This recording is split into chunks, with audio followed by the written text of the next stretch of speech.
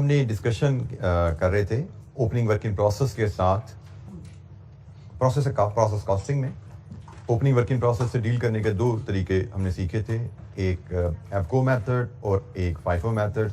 एफको method की दो activities हमने कर ली थी, फाइफो मेथड की अब हमें एक एक्टिविटी कल की थी, अब हम उसकी रिवीजन करेंगे and we will move forward. तो कल के लेक्चर से कोई क्वेश्चन, कोई चीज़ आपको समझ नहीं आई तो पूछिए।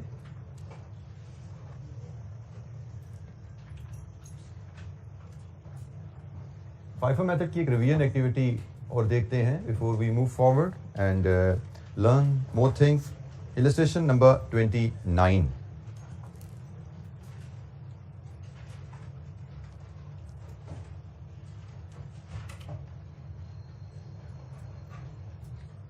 अच्छा, इलस्ट्रेशन नंबर 29 का डाटा वही है जो कल हमने इलस्ट्रेशन नंबर 25 में गालवन डील किया था एफको में। वही डाटा अब हमें फाइफो के साथ अवेलेबल है। जैम्पा प्रोसेस हमने बनाया था, तो उसमें प्रिपेयर प्रोसेस अकाउंट ऑफ जैम्पा for the month of January using FIFO method. ये कल क्लास एक्टिविटी के तौर पे हमने एफको में से डील किया था। ओपनिंग वर्क इन प्रोसेस का डाटा में गिवन है जी for the month of January units में, और ये मटेरियल और conversion cost along with stage of completion.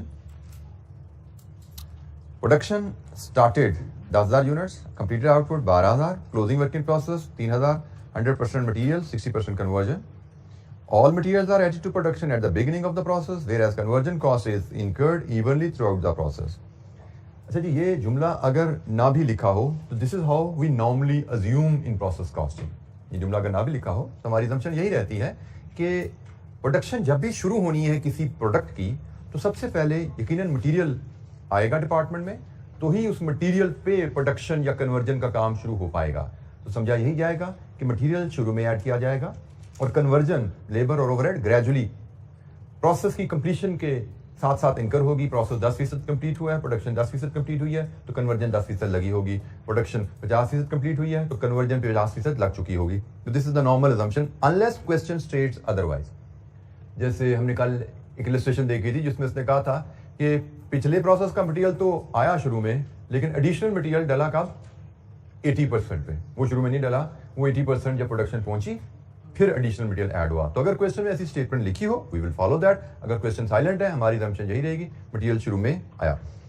अच्छा जी, आगे हमें for the period cost incurred में मटेरियल की और कन्वर्जन कॉस्ट गिवन है, और हम यहाँ पे डिस्कस कर चुके हैं पहले भी कि इनकर्ड कॉस्ट का मतलब एक्चुअल कॉस्ट होता है, और कन्वर्जन कॉस्ट में जो ओवरहेड शामिल होते हैं वो हमने अज्यूम किया था वो यकीनन ओवरहेड एब्जॉर्ब्ड है। ठीक है जी, इंक्लूसिव है इसमें ओवरहेड एब्जॉर्ब।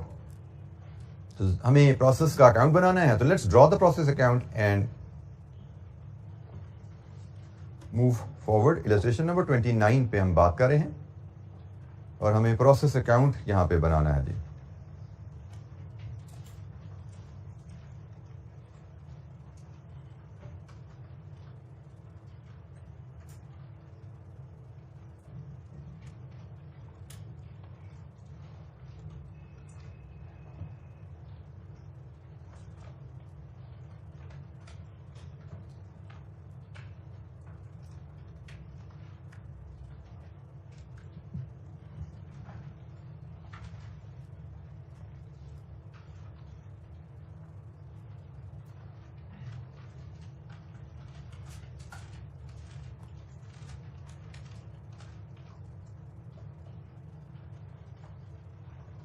अच्छा जी, प्रोसेस अकाउंट का फॉर्मेट हमारा स्टार्ट होता है सबसे पहले डेबिट साइड पे इनपुट कॉस्ट और इनपुट यूनिट से।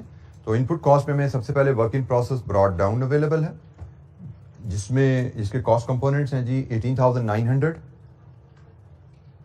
प्लस 1455 20355, और यूनिट्स कितने हैं जी 4500। फिर आपका डायरेक्ट मटेरियल है और आपकी कन्वर्जन कॉस्ट है for the period. Direct material 56,100 और कन्वर्जन कॉस्ट 26,145, और इनपुट यूनिट्स आपको गिवन है 10,500।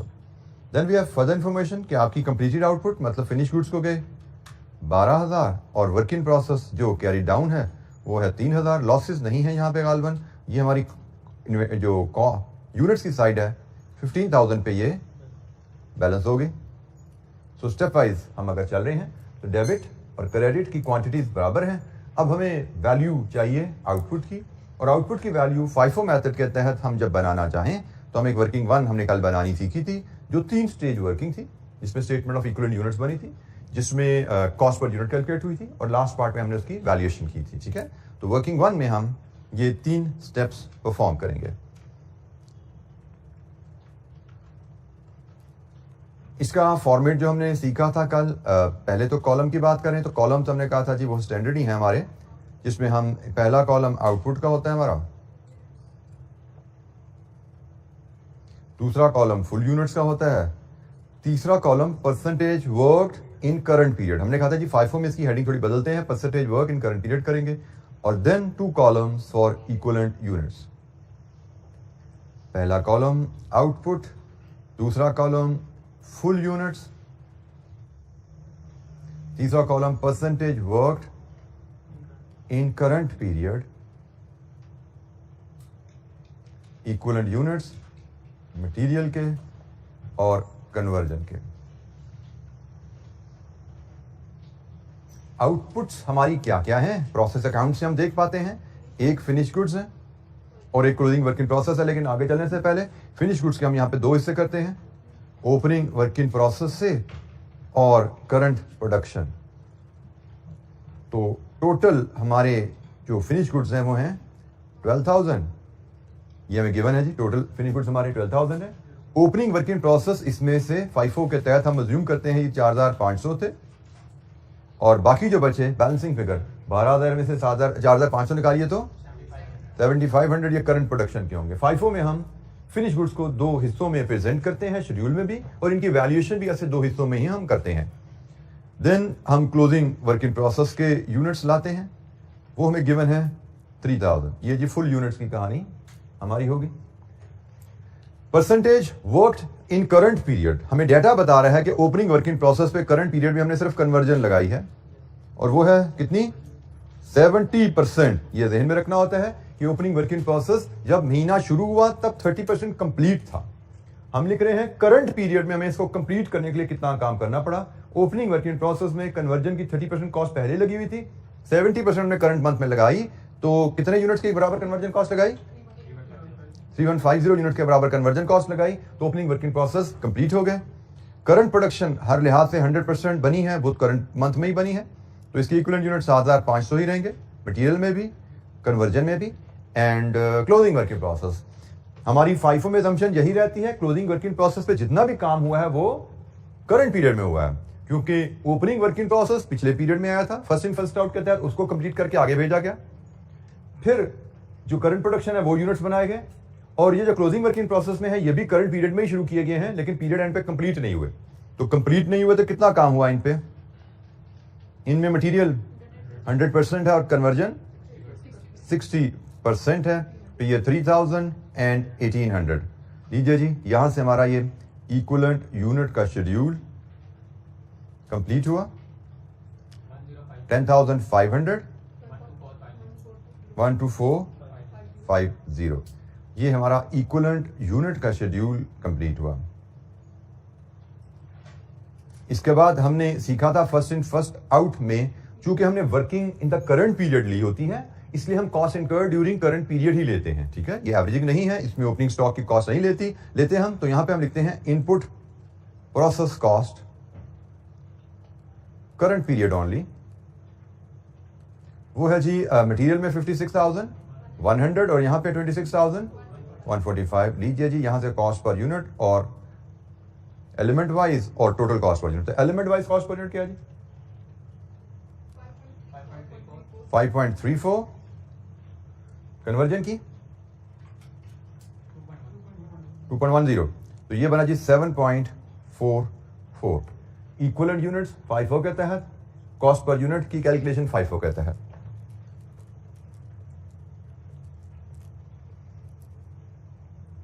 अच्छा, इसके बाद अब जो वैल्यूएशन की वर्किंग कल मैंने बड़ी डिटेल आपसे शेयर की थी, मैं स्मार्टली उसको प्रेजेंट करूंगा आपके सामने, और हमें इसी चीज की प्रैक्टिस डेवलप करनी है।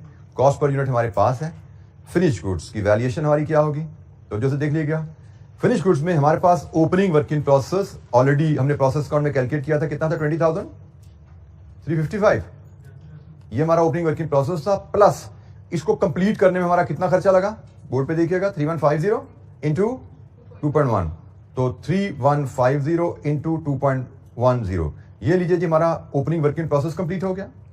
ये हमारे जो 4500 यूनिट्स उनकी कॉस्ट भी होगी, प्लस हमने 7500 यूनिट्स फुल प्रोडक्शन की, और फुल प्रोडक्शन की कॉस्ट 7.44। ठीक हो गया। तो हमने स्मार्टली प्रेजेंट किया ओपनिंग वर्किंग प्रोसेस की cost brought forward plus cost conversion cost incurred to complete these units, और करंट प्रोडक्शन के full units into cost of full units. तो कितनी वैल्यू बनी? 770। ये जी हमारी फिनिश गुड्स की कॉस्ट है, और क्लोजिंग वर्क इन प्रोसेस की कॉस्ट हम ऑलरेडी एक लाइन में कैलकुलेट करते आ रहे हैं। 3000 यूनिट्स के बराबर मटेरियल लगा है 5.34 के हिसाब से, प्लस 1800 यूनिट्स के बराबर कन्वर्जन लगी है 2.1 के हिसाब से। तो इसकी कॉस्ट 19800। लीजिए जी, this should complete our process account.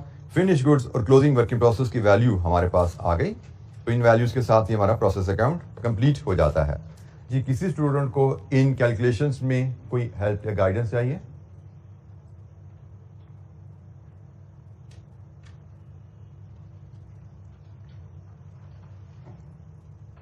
Finish goods की वैल्यूएशन में opening stock plus current production, और क्लोजिंग वर्क इन प्रोसेस की वैल्यूएशन में मटेरियल और कन्वर्जन की कॉस्ट हमने यहाँ पे अप्लाई की। ये वैल्यूज हम प्रोसेस अकाउंट में फीड करेंगे तो हमारा प्रोसेस अकाउंट कंप्लीट होगा। 82,770 एंड 19,800, 102,570 क्रेडिट साइड पे और डेबिट साइड पे 102,600, और यहाँ पे हम लिख देंगे राउंडिंग ऑफ डिफरेंस है। हमें उस राउंडिंग ऑफ डिफरेंस को इन्वेस्टिगेट करने की जरूरत नहीं है। हमें पता है कि हमने नीचे जो कॉस्ट पर यूनिट कैलकुलेट की थी वहां पे हमने राउंड ऑफ की थी फिगर्स, तो अगर डिफरेंस आ जाता है तो कोई वरी की बात नहीं है इंशाअल्लाह। जी जनाब, FIFO मेथड की हमने एक और एक्टिविटी रिवाइज की।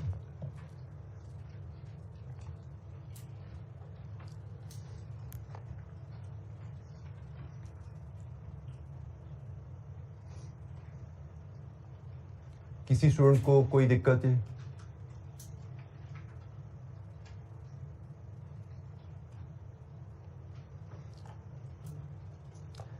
अच्छा जी, हम एक और इलस्ट्रेशन को डिस्कस करते हैं। इसमें छोटा सा पॉइंट हमारा है, उसको हमने सिर्फ सीखना है। नेक्स्ट इलस्ट्रेशन 30 में हम एक और पॉइंट डिस्कस करेंगे। अब यहाँ पे जो चैलेंज किया है कि एग्जामिनर ने हमें बताया नहीं कि FIFO है आपको। There is a rare situation जिसमें एग्जामिनर हमें प्रोसेस कॉस्टिंग का सवाल देगा, कहेगा प्रोसेस अकाउंट बनाइए, लेकिन हमें मेथड पॉलिसी नहीं बताई जाती। तो पॉलिसी मेथड ना बताई जाए तो हम क्या करते हैं, हम सवाल को देखें। अगर इलस्ट्रेशन नंबर 30 में calculate the cost of output transferred to process 2। अच्छा जी, इसमें प्रोसेस अकाउंट भी नहीं बनाया गया।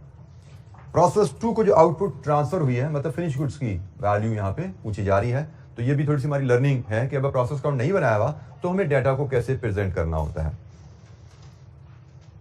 अच्छा जी, हमें cost of output transfer to process 2 and closing work in process, sorry closing work in process, दोनों की वैल्यूएशन, आउटपुट की वैल्यूएशन में करने को कहा जा रहा है। प्रोसेस अकाउंट नहीं बनाना हमें। डाटा देखते हैं जी। Zebra Limited uses process costing for determining the cost per unit of its output. The following data relates to process 1 for the month of April X6. Data क्या है? ओपनिंग वर्क इन प्रोसेस की value, quantity, sorry opening work in process की quantity and the value introduce during the period, units आ रहे हैं, transfer to process 2 और stock in hand. तो opening work in process plus addition, ये हो गए 6500 और 5005। कोई लॉसेज नहीं है, यहाँ पे नजर आ रहा है कि 1500 पहले थे, 5000 आपने मजीद डाले, 6500 हो गए, और 6500 में से 5500 ट्रांसफर हो गए, 1000 क्लोजिंग वर्क इन प्रोसेस में रहा। Degree of completion, opening work in process की क्या है, क्लोजिंग वर्क इन प्रोसेस की क्या है। Cost during the period, material, labour, overhead अलग-अलग दी गई हैं। There were no process losses कोई नहीं थे, वो हमें ऊपर से डाटा से नजर आ गया था। अच्छा जी, अब यहाँ पे सबसे पहला जो चैलेंज आता है कि मेथड कौन सा, एफको या FIFO। अब इस तरह के केस में जहाँ पे क्वेश्चन हमें बताए ना, हमें क्वेश्चन की इंफॉर्मेशन से हेल्प लेनी पड़ती है। जैसे ये क्वेश्चन में जो डाटा दिया गया है, जो इन्फॉर्मेशन दी गई है, ये इन्फॉर्मेशन का सवाल, इस इन्फॉर्मेशन की बेसिस पे हम एफको अप्लाई कर ही नहीं सकते। यहाँ पे एफको अप्लाई नहीं हो सकता, यहाँ पे लागी सिर्फ FIFO हो सकता है। रीजन आप अगर रिकॉल करो, एफ को अप्लाई करने के लिए आपको ओपनिंग स्टॉक की वैल्यू का मटेरियल और कन्वर्जन में ब्रेकअप चाहिए होता है, क्योंकि हमने मटेरियल की कॉस्ट पर यूनिट लैदा निकालनी है, डिग्री ऑफ कंप्लीशन लैदा लगा ना, हमें मटेरियल की कॉस्ट पर यूनिट लैदा चाहिए, कन्वर्जन की कॉस्ट पर यूनिट लैदा चाहिए, और ये कैसे निकलती है?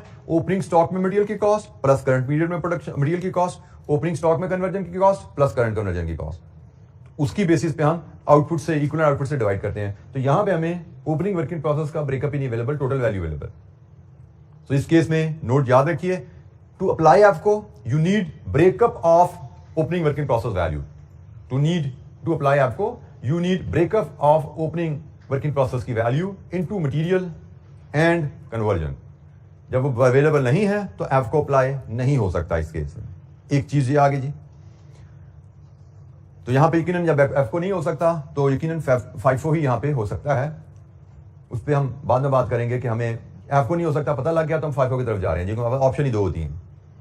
अच्छा, यहां पे एक और चीज नोट कीजिए, आल्दो लेबर एंड ओवरहेड की वैल्यूज हमें अलग अलग गिवन है, लेबर ओवरहेड की वैल्यूज अलग अलग गिवन है, लेकिन स्टेज ऑफ कंप्लीशन लेबर और ओवरहेड की सेम है। जब लेबर और ओवरहेड की स्टेज ऑफ कंप्लीशन सेम हो तो हम अपनी आसानी के लिए इनको एज कन्वर्जन कॉस्ट कंबाइन कर लिया करेंगे।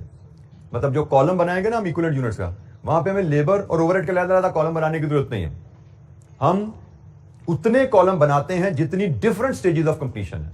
जैसे यहां पे एक स्टेज ऑफ कंप्लीशन मटेरियल की दी गई है और एक मटेरियल प्लस ओवरहेड कन्वर्जन की दी गई है। इसका मतलब हम इक्विवेलेंट यूनिट्स के शेड्यूल में दो ही कॉलम बना लें तो हमारा काम हो जाएगा। हाँ, अगर यहां पे ऐसा होता कि जी लेबर की 60 है और ओवरहेड की 70 है, 100 60 70 3% हो जाती है ना, फिर 3 कॉलम बनते।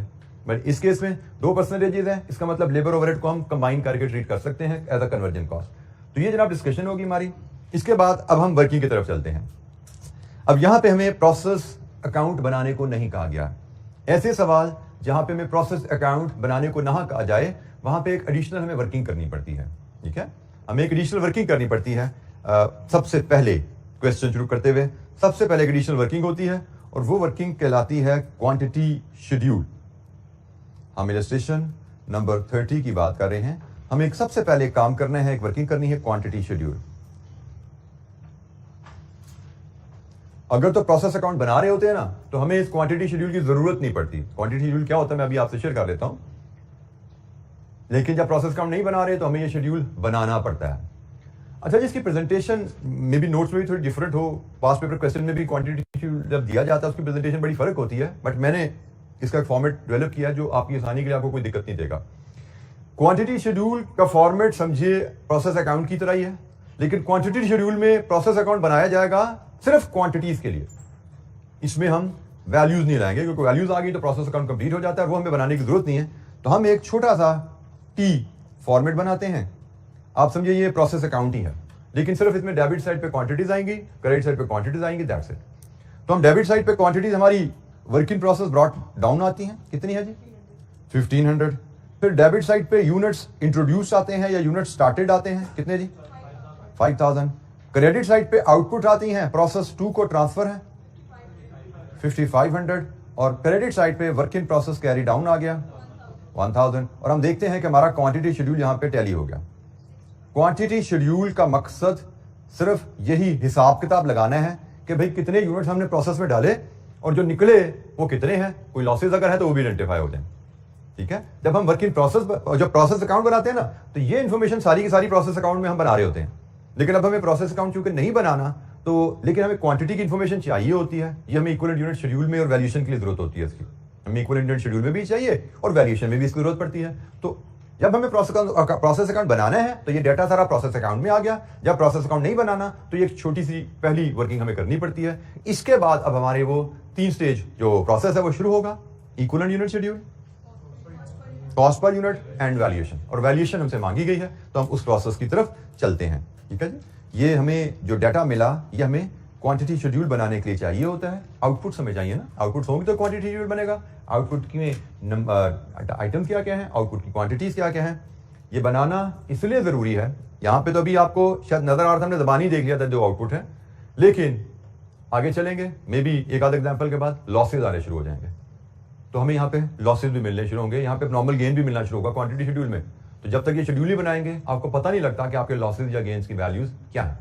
तो प्रोसेस अकाउंट, नहीं तो क्वांटिटी शेड्यूल। अच्छा जी, इसके आगे अब हमारा फिर फॉर्मेट है फाइफो का, क्योंकि हमने यूज किया है, डिसाइड किया हम फाइफो पे चल रहे हैं। तो ये जनाब एक आउटपुट का कॉलम, एक फुल यूनिट्स का कॉलम, एक परसेंटेज का कॉलम और 2 कॉलम इक्विवेलेंट यूनिट्स के।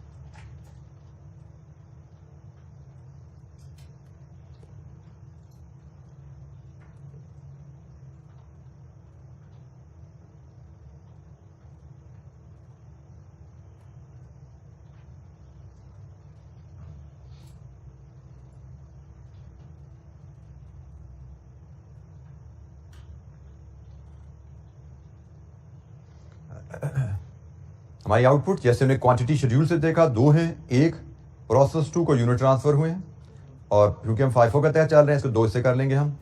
Opening work in process and current production,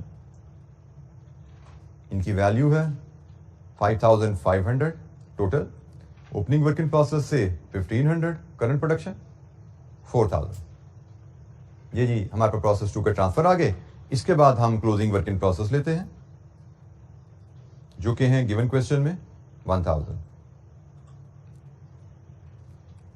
percentage worked in the current period. Opening work in process पे करंट पीरियड में जो काम हुआ है, ओपनिंग वर्क इन प्रोसेस पे सिर्फ कन्वर्जन कॉस्ट लगी और कितनी, ओनली 20%। बिल्कुल ठीक है जी, मटेरियल इसमें कोई हमने नहीं लगाया। 300 यूनिट्स के बराबर कन्वर्जन कॉस्ट लगाई है और करंट प्रोडक्शन 100%, मतलब 4000 का मटेरियल और 4000 यूनिट्स की कन्वर्जन।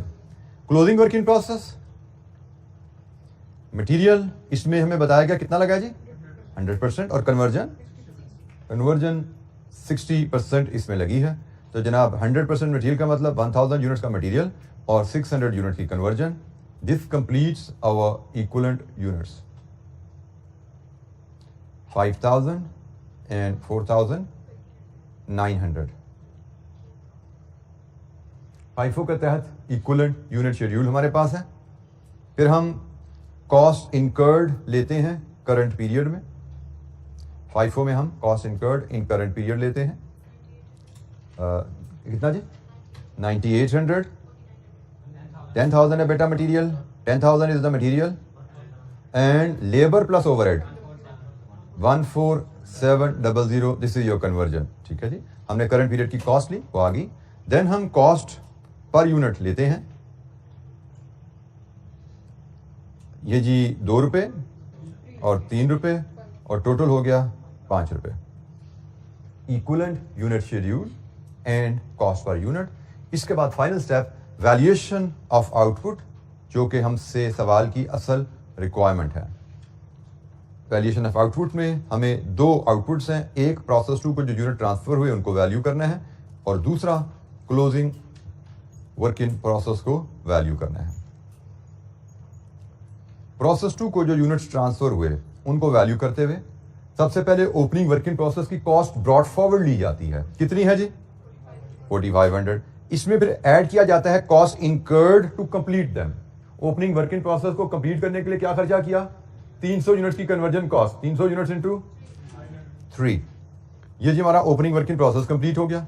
प्लस हमने ओपनिंग वर्क इन प्रोसेस को कंप्लीट कर लिया, उसकी कॉस्ट निकाली। करंट पीरियड प्रोडक्शन 4000 है और इस पे कॉस्ट लगी हमारी टोटल 5 रुपीज पर यूनिट। तो जनाब कितनी बनी, 25400। ये हमारी value transferred to the process 2 है। और क्लोजिंग वर्क इन प्रोसेस हमारे पास 1000 यूनिट्स के बराबर हमने मटेरियल और 600 की कन्वर्जन। 1000 मटेरियल 2 रुपए के हिसाब से और 600 की कन्वर्जन 3 रुपए के हिसाब से 3800 रुपीज। लीजिए जी, ये 2 वैल्यूज हमसे मांगी गई थी। हमारा answer output transfer to process 2 उसकी value, closing work in process उसकी वैल्यू, दिस वाज रिक्वायर्ड। तो प्रोसेस काउंट अगर ना बनाना हो तो फिर हम कैसे चलते हैं। क्वांटिटी शेड्यूल का कॉन्सेप्ट हमने यहां पे सीखा। एक वर्किंग हमें बनानी पड़ा करेगी हर उस सवाल में, प्रोसेस कॉस्टिंग के सवाल में, जहां पे हमें प्रोसेस अकाउंट नहीं बनाना। जी नहीं क्वेश्चन, कोई सवाल?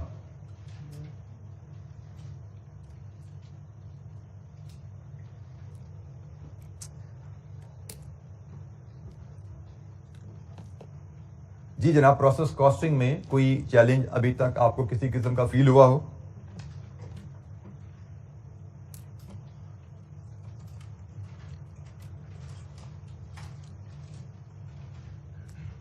अच्छा जी, एक इलस्ट्रेशन 31 है, उसमें देखते हैं क्या है हमारे सामने। इलस्ट्रेशन 31, इसमें भी इशू वही है जो पिछली एग्जांपल में था, FIFO, ये आपको बताया नहीं गया। तो रिक्वायरमेंट इसकी सेम है, output transfer to next process, closing working process. इसमें भी प्रोसेस अकाउंट हमसे नहीं मांगा जा रहा। तो डाटा पढ़ते हैं जी, हमें देखना पड़ेगा कौन सा मेथड लगना है इस पे। प्रोसेस अकाउंट नहीं है तो क्वांटिटी शेड्यूल बनेगा, वो हमें पता है। A manufacturing company P Limited makes one product that passes through many processes. The details of the process A for the month of June are as follows. एक महीने का डाटा, मटेरियल की cost, labour की cost, overhead की cost, units introduced during in the process. There were 500 units in the of opening working process which were valued as opening working process में material, labour, overhead क्या था. Units transferred to next department were 18,200, where 1,800 units were in closing working process. Closing working process was fully complete as to material, but only 50% complete for labor and 50% complete for overhead. यहाँ पे आप देखिए labour और overhead की percentage same है, इसका मतलब यहाँ पे भी इनको कंबाइन हम करके टाइम बचाएंगे, अपना कन्वर्जन कॉस्ट बना लेंगे. ठीक है, बेशक उसने परसेंटेज लहदा दी है, बट है तो सेम, इनको कंबाइन कर सकते हैं हम. तो there were no process losses during the month. अच्छा जी, again no FIFO no F को क्या करना है हमें नहीं बताया गया. और यहाँ पे फिर वही सवाल वही आ जाता है जवाब कि भाई अगर क्वेश्चन में रिक्वायरमेंट में क्लियर नहीं है तो हम डाटा को देख के फैसला करेंगे कि भाई इस डाटा की बेसिस पे हम कौन सा मेथड लगा सकते हैं. तो इस डाटा की बेसिस पे हम FIFO लगा ही नहीं सकते. इस डाटा में हम FIFO लगा ही नहीं सकते. क्यों नहीं लगा सकते बेटा? ये तो F को लगाने के लिए जरूरी है ना. हम FIFO नहीं लगा सकते, इसकी क्या वजह है? ओपनिंग वर्क इन प्रोसेस की स्टेज ऑफ कंप्लीशन अवेलेबल नहीं है. ब्रेकअप अवेलेबल है या नहीं है ये मैटर नहीं करता. आपको अगर याद हो, मैंने पीछे आपको इलस्ट्रेशन 23 एंड 27 एक ही डाटा था. पहले हमने उसको एफको से किया था, फिर FIFO से किया था. वो डाटा दोनों से हैंडल हो जाता था. उसकी वजह क्या थी? उसमें ओपनिंग वर्किंग प्रोसेस का ब्रेकअप भी दिया जाता था और उसमें ओपनिंग वर्किंग प्रोसेस की स्टेज ऑफ कंप्लीशन भी दी जाती थी. तो दोनों वैल्यूज जब अवेलेबल है, ओपनिंग वर्किंग प्रोसेस का ब्रेकअप भी अवेलेबल हो और ओपनिंग वर्किंग प्रोसेस की स्टेज ऑफ कंप्लीशन भी अवेलेबल हो, तो जो मर्जी मेथड लगे. लेकिन अगर आपको ओपनिंग वर्किंग प्रोसेस का ब्रेकअप दिया गया है, जैसे इस सवाल में, यह आपको के लिए चाहिए होता है. परसेंटेजेस ओपनिंग वर्किंग प्रोसेस की नहीं दी गई, वो FIFO के लिए चाहिए होती हैं. तो यहां पे हम FIFO नहीं लगा सकते, यहां पे सिर्फ F को लग सकता है. पिछला सवाल जो भी हमने किया था उसमें यह ब्रेकअप अवेलेबल नहीं था, परसेंटेजेस अवेलेबल थी. उसमें मटेरियल कितना है, लेबर कितना है, ओवरहेड कितना है, परसेंटेजेस अवेलेबल थी, ब्रेकअप नहीं था, टोटल वैल्यू दी गई थी. तो एफको के लिए ओपनिंग वर्किंग प्रोसेस की स्टेज ऑफ कंप्लीशन चाहिए होती है. सॉरी, FIFO के लिए ओपनिंग वर्किंग प्रोसेस की स्टेज ऑफ कंप्लीशन चाहिए होती है और एफको के लिए ओपनिंग वर्किंग प्रोसेस का ब्रेकअप चाहिए होता है एलिमेंट में. तो यहां पे ओपनिंग वर्किंग प्रोसेस का ब्रेकअप एलिमेंट में अवेलेबल है. यहां पे हम सिर्फ एफ को ही अप्लाई कर सकते हैं.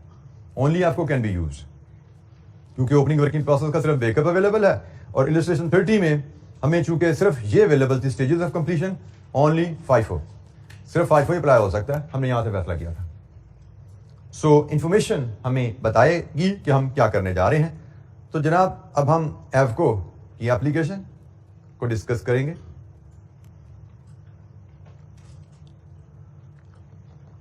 अच्छा जी, प्रोसेस अकाउंट नहीं बनाना तो फिर क्या करेंगे?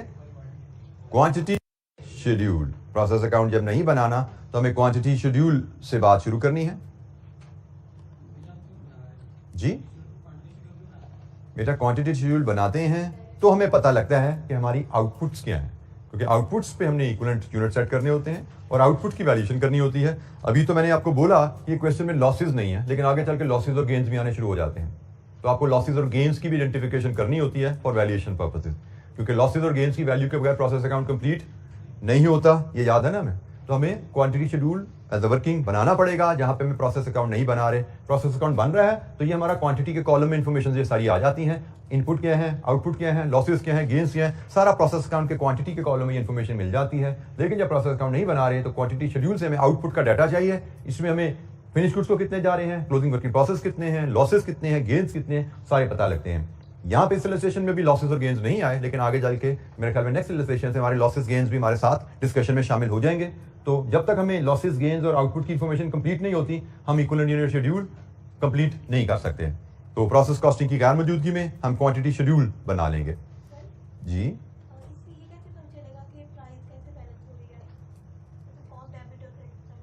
जी, आपने पूछा कि हमें कैसे पता लगेगा कि हमारा प्रोसेस अकाउंट डेबिट क्रेडिट उसकी.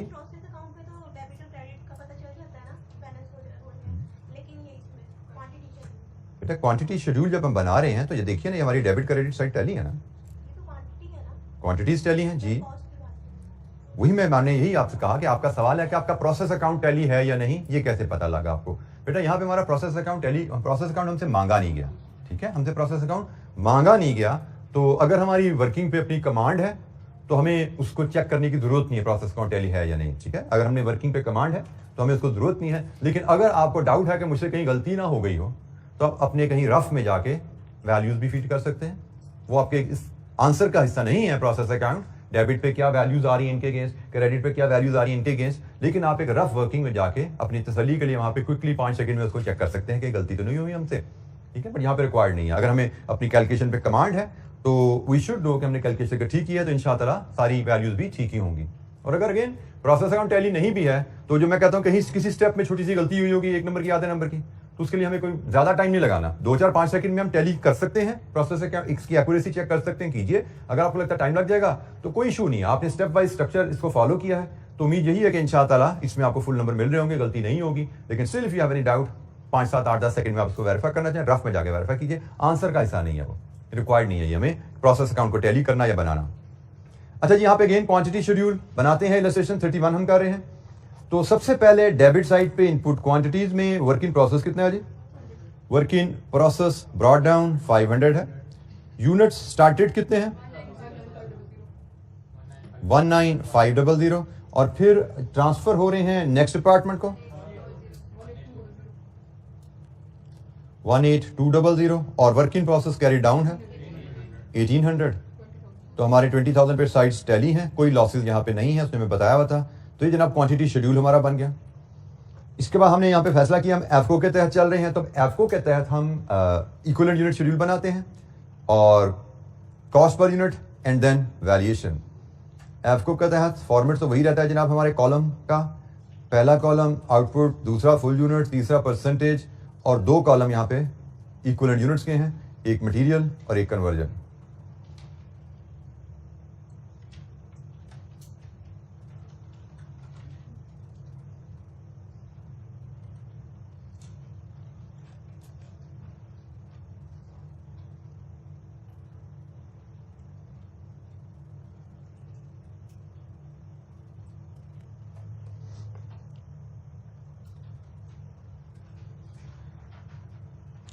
अच्छा जी, हमारी आउटपुट है यहाँ पे नेक्स्ट प्रोसेस को जो ट्रांसफर हो रहे हैं यूनिट्स। अब ये चूंकि एफको है, फुल यूनिट्स ही लिए जाएंगे। और क्लोजिंग वर्क इन प्रोसेस है 1800। परसेंटेज वर्क जो नेक्स्ट ट्रांसफर हो रहे हैं नेक्स्ट डिपार्टमेंट को 100% हर लिहाज से कंप्लीट है। मतलब इनमें 18,200 का मटेरियल लगा है, 18,200 की ही कन्वर्जन लगी है। क्लोजिंग वर्क इन प्रोसेस हमें देखना पड़ता है कि वो मटेरियल के लिहाज से तो 100% है, लेकिन कन्वर्जन के लिहाज से 50% है। तो जनाब 1800 का इसमें मटेरियल लगा है, 900 की कन्वर्जन है। तो लीजिए जनाब, यहाँ से हमारे पास इक्विवेलेंट यूनिट्स आ गए 20,000, 19,100 इक्विवेलेंट यूनिट्स हमारे पास आगे हैं। एफको मेथड पे चल रहे हैं, तो अब क्या करना है हमें ओपनिंग वर्क इन प्रोसेस की और करंट पीरियड की कॉस्ट सम करनी है। तो cost of opening work in process और current period. Opening work in process में मटेरियल कॉस्ट थी 4800। ओपनिंग वर्क इन प्रोसेस में कन्वर्जन कितनी है 9600। हर वैल्यू को फॉलो करते जाएं, कोई चीज समझना है पूछिएगा। करंट पीरियड में मटेरियल कितना है 200। करंट पीरियड में कन्वर्जन कितनी है 181,400। लीजिए जी, ये हम यहां पे लेके अब हम 181,400। टोटल प्रोसेस कॉस्ट हमारी जो लगी है वो क्या है 191,000, 191,000। और लीजिए यहां से हम अब कॉस्ट पर यूनिट ले लेते हैं। क्या है जी मटेरियल की 9.55, कन्वर्जन की 10, टोटल 19.55।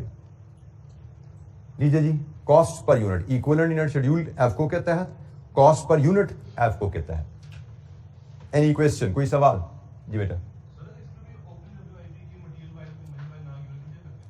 बेटा अगर ब्रेकअप ना गिवन होता तो एफको अप्लाई नहीं हो सकता। तो एग्जामिनर को ये चीज तो देगा ना, या ओपनिंग वर्क इन प्रोसेस का ब्रेकअप देगा या ओपनिंग वर्क इन प्रोसेस की स्टेज ऑफ कंप्लीशन देगा। अगर ओपनिंग वर्क इन प्रोसेस का ब्रेकअप दिया जाए तो एफ को अप्लाई हो सकता है।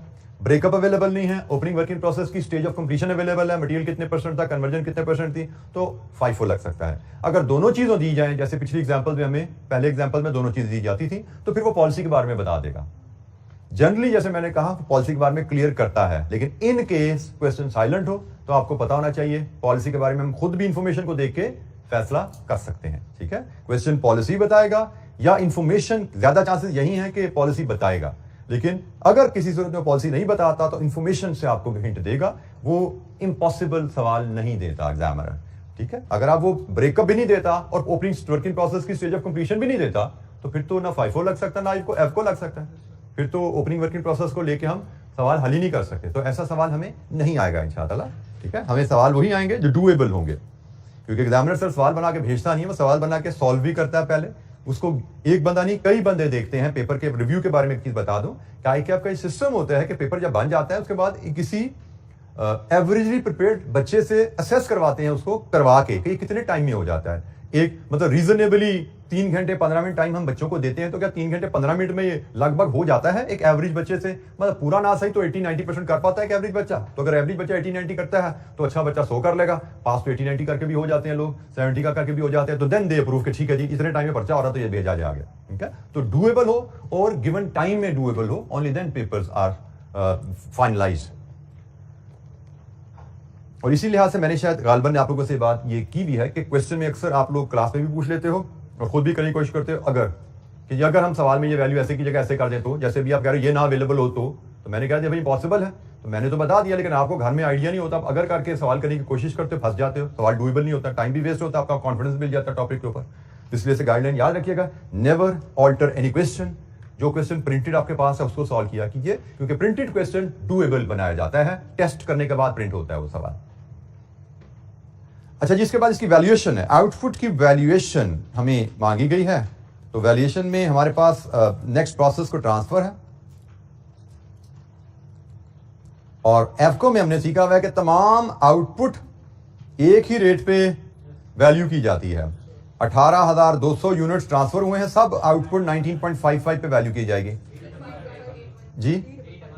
355 810। और इसके बाद क्लोजिंग वर्क इन प्रोसेस है, वो तो एलिमेंट वाइज है जनाब। 1800 यूनिट्स मटेरियल के 9.55 के हिसाब से, प्लस 900 यूनिट कन्वर्जन के 10 के हिसाब से 26190। लीजिए जी, दिस कंप्लीट्स आवर क्वेश्चन। कोई सवाल यहां पे जी?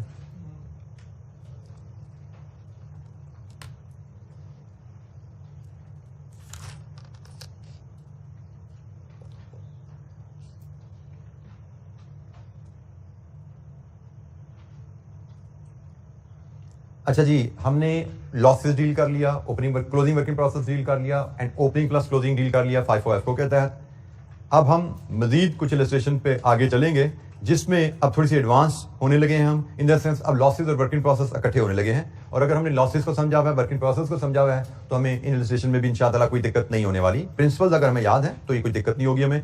Let's have a look at illustration number 32। Illustration number 32 में हमारी रिक्वायरमेंट क्या है जी? Prepare process account. Prepare process account, ये हमारी पेज 169 से इलस्ट्रेशन स्टार्ट हो रही है। Illustration number 32। The following information relates to a production process Z of alpha. Input quantities 25,000, normal loss 10%, actual output 21,250. Direct materials are added in full at the beginning of the process, whereas conversion cost is incurred evenly through the process. अब ये एक नई information आई है। Inspection occurs when the products are 60% through the process. जब production 60% हो जाती है तो इंस्पेक्शन की जाती है, where lost units are identified and separated from good output. अच्छा, ये फिनोमेना समझ लीजिए। अभी तक हमने जो क्वेश्चन लॉसेस के देखे थे उसमें इंस्पेक्शन स्टेज का जिक्र नहीं था। जब इंस्पेक्शन स्टेज के कब आप इंस्पेक्ट करते हो यूनिट्स को का जिक्र नहीं है, तो हमारी असम्पशन यही रहती है कि प्रोडक्शन शुरू की गई और जब प्रोडक्शन कंप्लीट हो जाएगी तब देखा जाएगा कि कौन से यूनिट्स ठीक है, कौन सा यूनिट इफेक्टिव है। ठीक है, जो ठीक है वो फिनिश गुड्स में चले जाएं, जो डिफेक्टिव है वो लॉस में क्लासिफाई हो जाए, स्क्रैप में चले जाए। In the absence of information on inspection stage, inspection time, we will assume inspection will be conducted when the production is complete. लेकिन इस तरह के क्वेश्चन में जैसे उसने बता दिया कि कंप्लीशन पे इंस्पेक्शन नहीं हुई, जब प्रोडक्शन 60% हुई थी ना, तभी आपकी इंस्पेक्शन टीम आई। उन्होंने देखा भी कौन से यूनिट्स मेयार के मुताबिक हैं, उन पे आगे काम करो, जो मेयार के मुताबिक नहीं है उनको साइड पे कर दो, स्क्रैप में निकाल दो। ठीक हो गया। तो 60% काम हुआ था कि हमने स्क्रैप यूनिट्स अलहदा कर दिए थे, और स्क्रैप यूनिट्स पे फिर फर्दर काम नहीं करते, क्योंकि स्क्रैप यूनिट पे मजीद खर्चा क्यों लगाना, उनको तो स्क्रैप करना है ना हमने, तो उन पे मजीद खर्चा क्यों लगाना, उनको कंप्लीट करने की क्या जरूरत है। ये जुमला ना भी लिखा हो, separated from good output, this is understood कि 60% पे जब इंस्पेक्शन हो गई, जब लॉस यूनिट्स आइडेंटिफाई हो गए, तो उन पे मजीद काम नहीं करते। This is normal business method, ऐसे ही होता है। ठीक है, तो we need to learn this thing, remember this thing. अच्छा जी, cost incurred in the period, material 67,500, conversion 33,000, there was no opening और closing working process of stock. अच्छा, यहाँ पे अब सिर्फ लॉसेज आए हैं, ओपनिंग वर्किंग प्रोसेस और क्लोजिंग वर्किंग प्रोसेस नहीं है। आई थॉट कि वो भी आएगा, तो वो अगली इलस्ट्रेशन में आएगा। अभी सिर्फ लॉसेज ही आए हैं, लेकिन इंस्पेक्शन स्टेज की कहानी आ गई है, losses with inspection stage I है। तो हम इसको डील करने के लिए प्रोसेस अकाउंट हमें बनाना है। तो जनाब, आई थिंक हमें लॉसेस की बात अभी ज्यादा पुरानी नहीं हुई, हमें याद होगी कहानी लॉसेस की। हम कर रहे हैं जी इलस्ट्रेशन नंबर 32, और प्रोसेस अकाउंट के लिए हमें जो कॉलम ड्रॉ करने हैं, 2 कॉलम डेबिट साइड पे, एक क्वांटिटी का, एक वैल्यू का, और 2 कॉलम क्रेडिट साइड पे, क्वांटिटी एंड वैल्यू।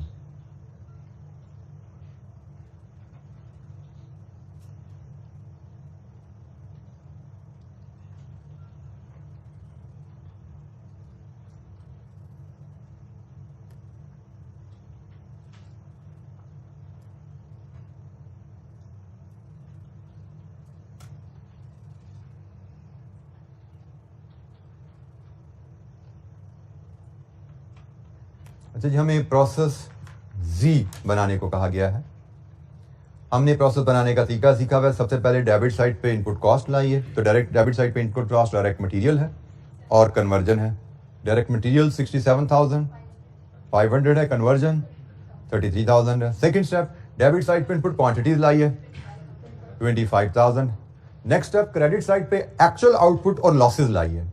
तो एक्चुअल आउटपुट जो फिनिश गुड्स को गई 21,250, और नॉर्मल लॉस, ये 2 चीजें तो हमने ले ही लेनी है। तो नॉर्मल लॉस कितना है जी, 10% ऑफ 25,000, दिस इज 2,500। हमने सीखा हुआ है कि एक्चुअल आउटपुट नॉर्मल लॉस तो ले ही लेते हैं, फिर देखते हैं क्वांटिटी बराबर है या कोई बैलेंसिंग फिगर है।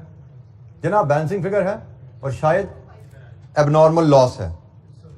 एबनॉर्मल लॉस हमारे यहाँ पे बैलेंसिंग फिगर आ रही है कितनी जी, 1250, जिसके बाद हमारी ये डेबिट क्रेडिट क्वांटिटीज की साइड टैली होगी।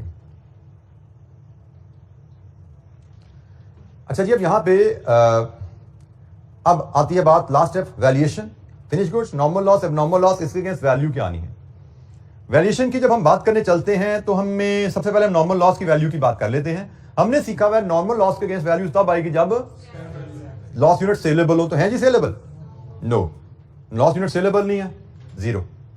और फिनिश गुड्स और एबनॉर्मल लॉस के बारे में हमने क्या असूल पढ़ा हुआ है, कॉस्ट पर यूनिट पे वैल्यू होंगे। बिल्कुल ठीक है जी, इन्होंने वैल्यू ना कॉस्ट पर यूनिट पे।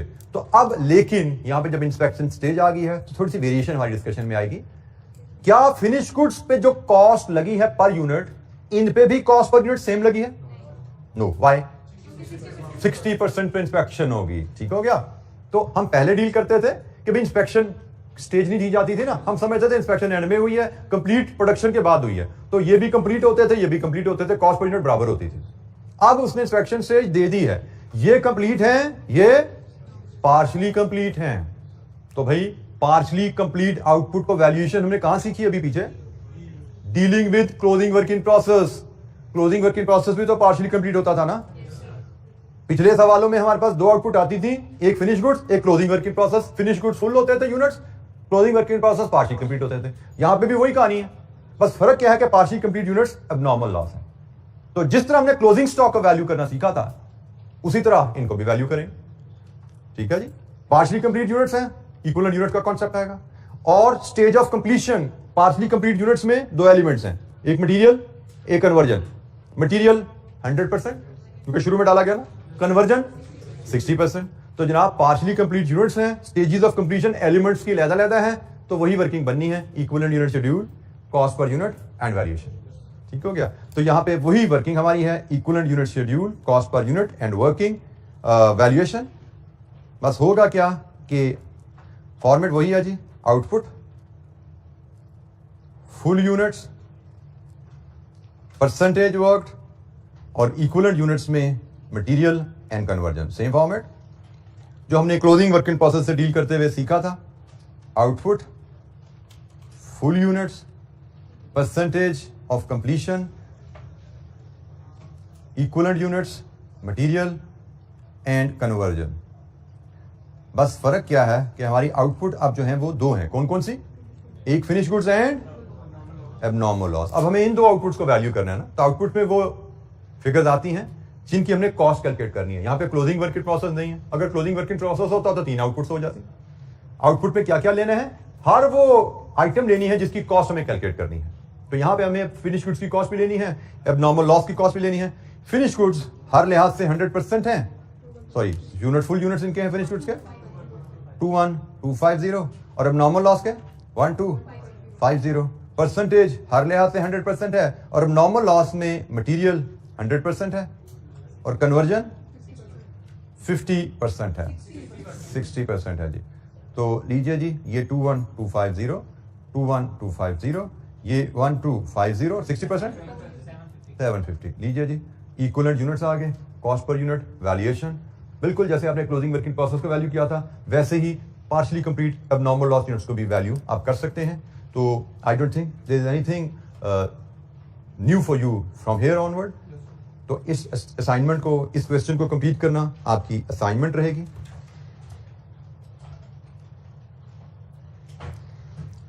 इस क्वेश्चन को कंप्लीट करके आइएगा।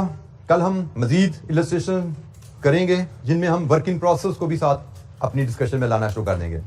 कल हमारी एक इलस्ट्रेशन होगी नॉर्मल गेन की, इसी तरह की। अगली इलस्ट्रेशन होगी closing work in process and losses के साथ, और उससे अगली इलस्ट्रेशन होगी opening work in process, closing work in process and losses.